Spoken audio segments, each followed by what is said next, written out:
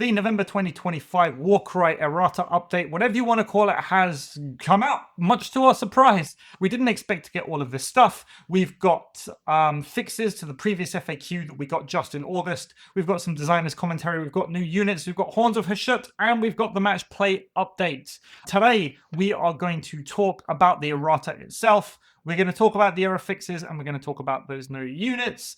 Horns of Hashut, I've already talked about in my previous video, so if you want to go check out how to play, what I think about the faction, you can find that over there. And for the Warcry match play update, I've got a little bit of a treat for you guys. I've brought on Toast, and I've brought on Dimitrios. We've recorded a whole thing for that. That video is going to be coming out real soon. If you're watching this and you are one of the 30% of people who's managed to make it more than 30 seconds into my video, which means you actually care what it's about. So if you want to see more videos like this, there are a couple of things that you can do. You can give me a like, you can give me a subscribe, put a comment down in the comment section below, tell me what you think about the video itself. And if you want to give me some more support, you can come and join me on Discord, you can join my Patreon, you can join me as a channel member right here on YouTube. But for those of you who are already watching, a big thank you for myself, and let's get back to the video. Okay, so I want to start with the Autumn FAQ error fixes. Now, it's no secret that there were a lot of problems. There were problems with like the Pytegheist reaction, questions as to how it worked, issues with rune marks, so like the Emberwatch and all this kind of thing. You had weird abilities that didn't really work in the way that we thought that they would work. I'm thinking about High Falconer Felgrym, again, the Emberwatch. And you had a whole bunch of points errors. I'm happy to say that this update has actually fixed those, and that's basically all it's done in the errata. So there have been no new points updates for balance purposes, I want to say. So all you Soul Black Gravelord players, you kind of get to stick around and keep on doing what you're doing. I would expect that because the last actual balance pass was in August, I would think and I would hope that we're going to be getting something to do with that in the spring. And we'll see if that comes. But for now, Games Workshop has really focused on fixing those old things. So let's go through them. The first one is the Pytegheist reaction. They have made an update to the Immolation reaction. This is a whole brand new reaction that they got in August. Basically allows them to, when they get attacked, if they take enough damage to die, they can burn themselves, place a Py token. There are a whole bunch of questions about that, and if it counted as taking down the fighter, who takes down the fighter, what actually happens. That's been clarified now. So the addition to that reaction is that once the fighter is cremated, it's counted as taken down, and then in a campaign battle, you're not going to make an injury roll because it's burnt by its own ability, let's say. This is important for a number of reasons. I think first and foremost, it actually clarifies that the fighter does die. So for missions and for mission objectives that require you to take down fighters, that's what that clarification is for. Secondly, there are a whole bunch of abilities in Warcry that require the fighter to kill a thing, and then it will get to do another thing. So I'm thinking about Might Makes Right. If the ogre kills the thing that it's fighting and it takes them down with its attack action, it will then get to make an additional move or attack. Now, what this means is because it's not the attack action that's taking down the fighter, it's actually Immolation, because it's built into the actual ability now. None of those abilities will trigger. So it's very much the same as Split from Tzeentch Demons. It works in the same way. So now we've got our precedent, and everything's basically wrapped up for Pytegheist, and everything should work as it's supposed to. Next up, we've got the Emberwatch, the triple. Your duty remains undone for Rasa. Previously, it had the champion rune mark requirements, meaning that only Farasa could use it, but you can only use this ability to resurrect the dead Farasa. So what does that mean? Does that mean that Farasa gets to use her ability when she's dead and off the table in order to bring herself back to life? It was kind of like there's no precedent set for that, and technically speaking, she wouldn't be able to do it. So what's happened is that champion rune mark has moved to the hero rune mark. So now the leader of the Emberwatch correctly gets the ability to bring Farasa back to life. Talking about more rune mark errors, the Jaws of Itzl had their dedicated Guardian ability, which previously only required the Warrior rune mark to use. Now, everyone has the Warrior rune mark because they are all Saurus, which technically meant that Krojax, I think his name is, he would get to guard himself and make himself immune to all damage effectively for the turn on a double. Of course, that wasn't correct. His two guys have the Bulwark rune mark, so they swapped out the Warrior rune mark for the Bulwark, and now his two guys get to use Dedicated Guardian to make sure that he stays alive as they're supposed to. Interesting one from the Lord Vitriolic. Previously, it had movement 8, and there was no real reason for it to have movement 8 because like nothing in Nighthaunt has movement 8. It's either 6 or 10.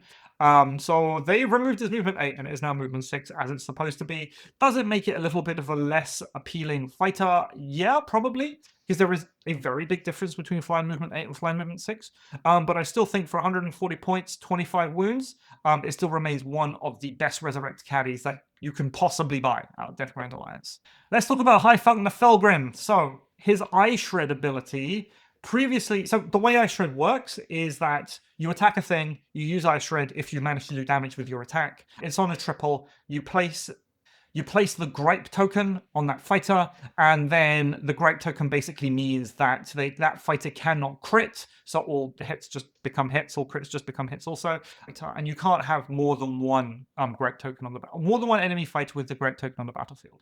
Now, previously it had a clause whereby it only lasted until the end of the turn, but I always thought it was a bit of a strange clause considering that you're physically putting a token onto a guy. It could have just written, oh, until the end of the turn, the target cannot crit. Apparently, Games Workshop thought so also, and the original intent of this, because let's remind ourselves they are going through and fixing things, the intent is that the target cannot score critical hits for as long as they have the token, which means it will basically last forever until that fighter dies. Now, you can heal away that token, you can grow back your eyes, as it were, and that would allow Felgrym to use the ability again, which is actually more of an option now that Respite has moved on to a double, which is an interesting thing that we'll find in the Match Play Battle Pack. The question for me is, does this impact Felgrym's use and my rating of Felgrym? No, I don't think it does impact my rating of Felgrym. The way that I was always playing it was that it would last until the end of the battle round, and that's the way that a couple of the TOs in the UK decided to actually run it. His stock does go down a little considering that you can heal up, but I think there are some very interesting interactions in there using your triple on a key piece that may want to use one of their other abilities, forcing them to heal so that they can't crit, that kind of thing. I think they're still playing there, and Felgrym still does have that remark that allows him to use Wings of Shaiish that will allow him to basically teleport about the place. Finally, in terms of fixes, there were a bunch of points changes that kind of didn't make sense. If you watch my previous review of the last update, you'll notice that there were a whole bunch of fighters, I have them up on the screen, where the points that they were in reality did not match up to the points that they were in the FAQ, but none of them were highlighted in magenta, indicating that there were any changes. These are all of the fighters that I have found, and it looks like these same fighters are the ones that have been updated in the most up-to-date FAQ. So, the November update should have the most current points costs of all of the fighters. Linked to that is Disposessed. Now, Disposessed got a whole bunch of points decreases in the previous update. Any mention of Dispossessed points changes have just disappeared. Now, what this would lead me to believe is that those points changes got in by mistake. Either it was down to a previous version, maybe, of that FAQ, the one that didn't get edited out properly, or maybe there was some other change that was supposed to happen to Dispossessed. I know we've talked a lot about restricting their double over my dead body to maybe only heroes, and that would kind of warrant those kind of points changes that we saw, but that obviously never happened, so it was a bit of a mystery. So I'm sorry, you Dispossessed players, you've got like a month of having a really good warband. Now everything's back to normal for you guys. Finally, there was some designers' commentary and some actual real FAQs that they took a look at. I think the most important one is this first question: are the new Warhammer Underworlds fighters Bladeborn? So we're talking about Knives of the Crone, Emberwatch, Jaws of Itzl, all the new stuff that we're about to go through. The answer is no, and this is interesting. Now, the way they were written in the errata first time around is that they were just listed as unique fighters. And one of the question was, okay, are these Bladeborn? Can you ally them in? Do they follow the Bladeborn rules? This is a resounding no from Games Workshop, so they do not want you to ally these guys in. And I think it's effectively a new direction, the way Games Workshop wants to push Bladeborn. I've said for a long time that it's very difficult to actually balance Bladeborn properly because you're not just looking at the faction that they belong to, you're looking at any other faction in the game that could possibly use those fighters. So I like this. I like this direction that they've taken. What I do hope is that at some point in the future, they will errata all of the other Bladeborn and basically do the same thing. Pick one or the other so that they're not confusing for players. Let's talk about new units. I want to start with the Null Khemist here. 280 points. Like, you would look at its profile and you would say, oh, it's way too expensive for 280. Yes, it's got 10-inch move. Yes, it's got fly. It's got 25 wounds, and it's kind of squishy-ish because that 25 wounds will disappear fairly quickly at toughness 4. But I really like it. It's got a really interesting ability, Protection of the Void. So you can use it on a triple. It makes it unaffected by enemy abilities. So there's a lot of talk, actually, about monsters nowadays because the Dankhold Trogoth has come back. It's like, oh, people are using the Dankhold Trogoth, Dragon Maul, Dragon Maul, Dragon Maul. The Null Khemist can use Protection of the Void to turn off Dragon Maul, so it can't be activated by it, which I find it real funny. And then on top of that, it's got a second ability. So for the rest of the battle round, you're going to get +2 to the damage characteristics of its attack action. So not just its melee attack action, its range attack action as well, if it's targeting a mystic and or priest. So things are like common things that have the mystic or the priest remark. The Slan, obviously, it is indeed a wizard, so it has the mystic remark. Things like the Ritualist, the new Realm Gore Ritualist, which is a priest that gets to pull things towards it. There are all sorts of fighters in-game that happen to have the priest and mystic remarks that this could possibly affect. The reason why I really like it a lot is because of that range attack, and you look at it and it's like, oh, it's only 2/2 damage. But it's 6 shots and it's strength 6, so it's going to be winning on 3s. So on average, it's going to hit like 4 times. 4 times at 2 damage is 8 damage. If you get to fire twice, it's 16 damage. I know that's not the most out of a 280 point model, but again, it does have fly. It can go chaff hunting really easily when it does do those 8 wounds. And using Protection of the Void, if it does happen to shoot at like a Slan or something, it becomes a 6/6/4/4. Very big. Considering it's going to be winning on 3s, those 4 hits are going to be doing 16 damage, which is a big chunk of damage to have to do to basically any model. So I really like the Null Khemist. Are you going to see them a lot? I don't think so. I think as an interesting tech piece, you might see them. I do want to play about with it, though. I think in the right kind of warband build, just going around hunting chaff with that 6/6/2/2 damage profile, I think could be really cool. It does get, because it is Courageous Overlord and has the fly remark, it does get Master of the Skies. So on a double, it'll get +1 damage to things that are flying, which again is pretty good. There are an unusually large amount of things in game that fly, or that again are mystics and or priests. So I like the Null Khemist. I don't think it's going to be everywhere, but I do think it's a very nice tech piece. Talking about tech piece, we have the Vongrym Salvagers. Now, these guys, like, this box was the box that everyone thought, oh, this is an ex-Warcry warband that has been packaged in for Age of Sigmar.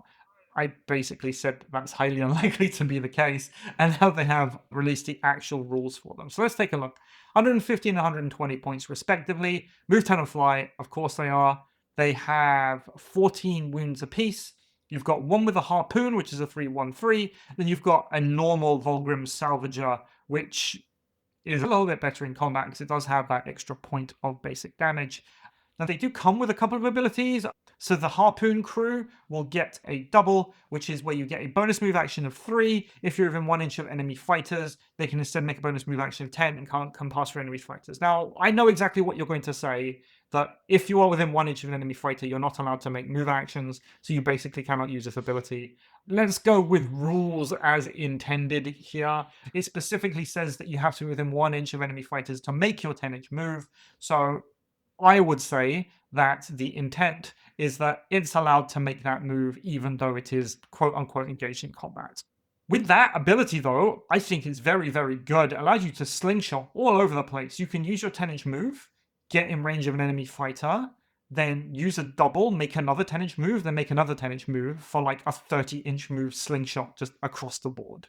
I don't think these guys want to be left in combat with anybody because those 14 wounds at toughness 3 will just disappear. But as this wide-ranging, I'm going to go capture a treasure piece, or I'm going to go and capture a really far-off objective piece, I think that the Harpoon crew is really good. The Vongrym Salvager itself, who does not have the Harpoon, gets Spotter's Flare Gun on a double. We're going to pick an enemy fighter within 6, and it's basically -1 toughness if you are within 3 inches of that objective or that enemy fighter. So like, you fire the flare, and then you're -1T. I also think that's not bad, actually. I think the size is big enough, and the double, it's just a double, so it's not really competing with a whole bunch of other abilities. I think that's okay. A lot of the Karajan Overlords, like their basic shooting is like 2 shots at strength 3, so it's punching up in most circumstances. But if you can make like toughness 4 things into toughness 3 or toughness 3 things into toughness 2, that does make a lot of difference for their shooting, and it could potentially do really well. I'm thinking about stuff like Hunters of Wanchi. They might be able to get use out of the Vongrym Salvager because it can like go in there, fire the flare gun, and now all your Wanchi's claws, instead of winning on 5s, they're winning on 4s or 3s. I think it's okay. I don't think it's as good as the Harpoon crew because that like engine pack double is kind of crazy. But I like it. I like them. I like the direction that they're going with these kind of new, more lightly armored fast fighters. And it really shows that Games Workshop wants us to play these kind of fighters. Like, you've got the Dark Oath Cavalry, which are incredibly well pointed. You've got these guys, which are incredibly well pointed. You've got the new Sylvaneth Centaurs that we're going to talk about in a minute, which are also well pointed. So they are bringing the points cost down for fast things, and they want you to use them. So yeah, I like the Harpoon create. That's the one I would look at. Of course, they do all have the Master of the Skies double, again, because they all have fly and they all have the Karajan Overlord's Rumark, which will get them +1 damage points to things that fly. I think you get less of a use out of that than you would from the Aether Chemist, but it's still a nice thing to have. Talking about centaurs, I love centaurs. Heralds of Kurnoth. We've got Ylarin, Master of the Pass, Cullen, Axe of the Kurnoth, and Lenwith, Eye of the Forest. They have some really weird and wonderful abilities that I kinda love. So they're all doubles. They all get a different one. And the idea is that Ylarin, Master of the Pass, use his double, the Endless Hunt, and then the other two get to use their doubles, Herald's Pride or Precision Volley, and what those will do is it will get other members of their warband to be able to make bonus move actions. So when they use their ability to make Ylarin get a bonus move action, instead of the bonus move action being only 3 inches, it doubles the range to 6 inches, and they get to pass your enemy fighters. It's very rare that you're going to have like 3 doubles to play with, but feasibly speaking, you could get Ylarin to use Endless Hunt, then Cullen can use Herald's Pride, get Ylarin to move 6, then Lenwaith can use Precision Volley, then use on Ylarin again to get him to move another 6, giving him a whole bunch of extra moves. I like that. As a concept, I think it's a real neat concept, allowing them to just like keep moving each other while using their abilities. I think that's cool. I think the best one out of the 3 of them is Cullen, Axe of the Kurnoth, because that stat line of 4-5-3-4 is really, really good. And you look at their points costs, 160, 165, 175, all with 20 wounds. Ylarin has a couple of extra wounds. He's also got toughness 4. They have movement 8, which is really, really good. Talking about Cullen, he does have Herald's Pride. It's got that ability that allows a Heralds of Kurnoth bonus move action. And then on top of that, if he manages to crit with any of his attacks, it'll just do a whole bunch of extra damage and even more damage. It'll do 6 damage if there are any other friendly Heralds of Kurnoth fighters within 1 inch of his target. So he's pretty good. Like, just his stat line alone is really good. I'm like reaching out there, going really far, and like knocking down either enemy chaff or key pieces, maybe up to 12 wounds. I think Cullen is going to basically be in every single Sylvaneth warband. Lenwaith, Eye of the Forest. She's got Precision Volley. Again, makes to make Heralds of Kurnoth give them bonus move actions, but the extra thing it does is it gives her shooting attacks +1 attack. It effectively removes the minimum range requirements, what allows her to shoot at things within 1 inch of enemy fighters.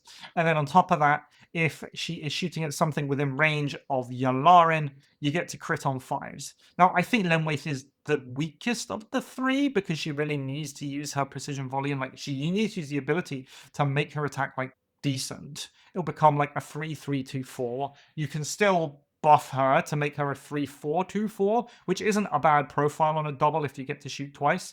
But I think you just want to bring all 3 of them just because it's cool. And centaurs are cool. Use it with the guy, Skaith the Huntsman, and you got 4 centaurs. It's kind of fun. There are some other abilities that their Rumarks open up.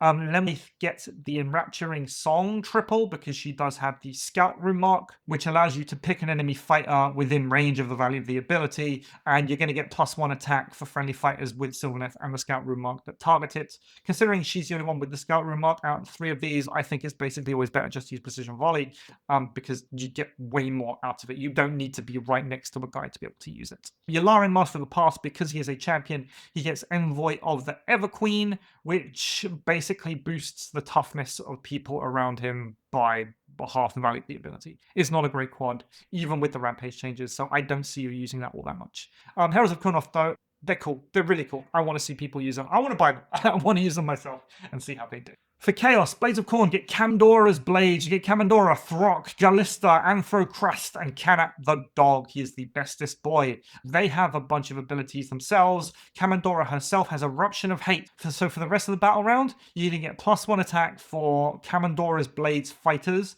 for each fighter that is bleeding out. So how do you get those fighters to bleed out? They all have a double called Bleed 'em Slow. So if any one of them manages to do damage, you get to use the double. That fighter starts bleeding out. And then at the start of each battle round, basically for the rest of the game, after the initiative roll, you allocate D3 damage to each enemy fighter that is bleeding out. You can't bleed out multiple times because bleeding out is just a thing that you do once, but it's really neat. As a concept, it's really cool. You go up to a bunch of things, you stab them up a bit, roll your double, they become bleeding out, and they start slowly taking chip damage during the game. Then Kamandora gets to use her ability, give everyone +1 attack against things that are bleeding out. I really like it. The thing that you're going to notice here is that Kamandora has 25 wounds and 90 points.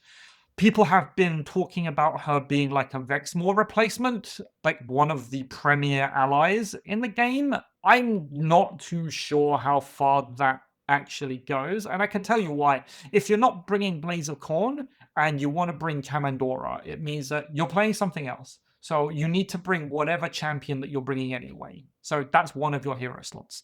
Next, you're going to be bringing a hero that does a thing, usually a Varangard, let's say. So that's another one of your hero slots. And then you have one hero slot left. Now, the question is, are you going to be bringing Kamandora? Are you going to be bringing some other Bladeborn hero? Maybe. Are you going to be bringing something like the Deathbringer, if that's what you want, as like your Vexmore replacement? I think just bringing Kamandora for a 90.25 wounds, I don't necessarily think is the best way you can spend those points. But I'd like to be proven wrong. I'd like to see people try. Kamandora's Blades themselves, they got great stats. They all have 12 wounds, which is great. They all have movement 5, which is great. They're more expensive than your basic Blood Reavers, but I think they're all cool. And you get Dog, and we like dogs. Kamandora being a hero does get the Lord of Skulls triple. If she manages to kill the guy, everyone within 6 inches of her is going to get +1 attack. I don't think you're ever going to use it. I think it's more likely that you're going to be using Eruption of Hate and Bleed 'em Slow if you're looking at the best way to use your actual dice. Finally, we have Blood of the Bull, Zaldraka, Imnidrin, Murdrock, Torkor, and Gresk, who is a goblin. These sounds pretty good. New Helsmiths of Hashut. They're out now, so you can play them. These guys are part of that faction. If you want to see my review of Helsmiths of Hashut, check that out up there. Or down there, wherever I put it, that's where it's going to be. But these guys, what do these guys do? Now, you look at their stats, and they are pretty good. They're more expensive than your basic Chaos Dwarves that we see in the actual main faction.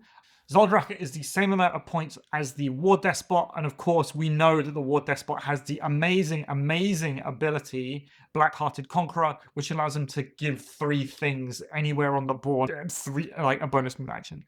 So let's see how they are. Zaldraka herself has Cruelest of Despots. Pick up to 3 other visible friendly fighters within 6 inches that have the Helsmiths of Hashut rune mark. Then in the next activation, each of those fighters can use a double without needing or using to, needing to use ability dice. And if they are Blood of the Bulls, those abilities have a value of 6. Now, 175 points in the context of a Helsmiths of Hashut warband is a relatively large amount of points. When you look at the points value of all the other things that you're going to be bringing, you're going to be looking at like a 7 or maybe an 8-man warband. If I was going to bring 2 heroes, I think Zaldraka as a secondary hero might probably be the way to go. It is a quad though, Cruelest of Despots. So that quad trades in for 3 doubles, which is a good trade. Do I think it's going to be your default? No, I don't. I think you're still going to be bringing War Despot, especially at those points. I would go so far to say you're going to be bringing double War Despot, as opposed to bringing War Despot and Zaldraka. Zaldraka does not get access to the War Despot's abilities, because his ability requires the Champion rune mark, which she does not have. She has the Hero and the Warrior rune marks. Imnidrin has Tyrannic Declaration. So for the rest of the battle round, when they're within 3 inches of Zaldraka, because she's the only one with Hero Blood of the Bull rune marks, all friendly Blood of the Bull fighters, so all these guys, count as 1 additional enemy fighter when determining control from objectives, and if the value of the abilities is 6, they'll get +1 toughness as well. This is a great ability. This is fantastic. Now, the problem is, if you're going to be bringing Imnidrin for this ability, you have to bring Zaldraka. which basically means you're bringing a fighter specifically to count as extra guys. So it's not like Disposessed, where they get to do it by themselves. Like, it's a strong ability, it's a very strong ability, but ultimately I think the fact that it's got 175 point price tag attached to the 90 points of imagery, I think that's a big negative for this. Moradok has Demonic Vigor, so on a double, he's going to get +1 to his crits for the next melee attack. If the value's a 6, you get +1 strength, and you get +1 attack on top of that. Now, Moradok, I think, is very good, because he can use this, I mean, they all can. He can use this ability in conjunction with demonic power points. If you have 3 demonic power points that you're using when you do your attack action, you get +1 crit, +1 strength, +1 attack. So just by using that, he goes to like a 4-4-2-4, and then he can use demonic vigor on top of that. If it's a value of a 6, he can go to like, yeah, a 5-5-2-5, which is a really good profile. He is 90 points as opposed to 85 points for a basic Infernal cohort, but he does also have the Warrior Room up, which is really important for synergy with like the rest of the warband. So I think for 5 points, he's a real good upgrade. If you have the spare points, go with Moradok. I think he'll be absolutely fine. And next up is Torkor. He is an alternate Flame Hurler for 125 points. He's got that stat line of 6-1-2-2. His ability is Demonic Blaze. So on a double, that fighter cannot make reactions if he's damaged them. And then if it's a 6, that fighter cannot use abilities until the end of the battle round. So this differs slightly from the regular Flame Hurler ability, which is if they were allocated any damage points, blah, blah, blah, that fighter cannot use abilities. So this does what the regular Flame Hurler's Scorch Remains does, but only if the value of ability is a 6. But then on top of that, it turns off reactions under any other circumstance. So I think Torkor is almost a auto-include. If you're going to be bringing multiple Flamers, I think making one of them Torkor, so you have that flexibility to either turn off reactions or turn off abilities, I think is pretty good. He doesn't cost any much more than a regular Flame Hurler. So yeah, I think he's absolutely fine. Probably, yeah, if you're bringing multiple, like 2 or 3 Flame Hurlers, one of them should be Torkor. And if you're bringing just like normal Infernal cohort and you have that 5 points, one of them should be Moradok. And finally, we have Grisk, who is 75 points. He's got the Tenacious and Cowardly double, which is actually a really good double. So effectively what it is, you use the double. If he dies, he comes back to life with 1 wound. And then if the value of the ability is a 6, he comes back to life with D3 wounds. That's the way it works. Now, the problem with Grisk specifically is that he is not a Hobgrot Vandal, which means he's not a target for the reaction. If he was able to be a target for the Helsmiths of Hashut reaction, to be able to be pulled into combat with the thing and then die and then come back to life, it'd be amazing, but he's not, so he can't.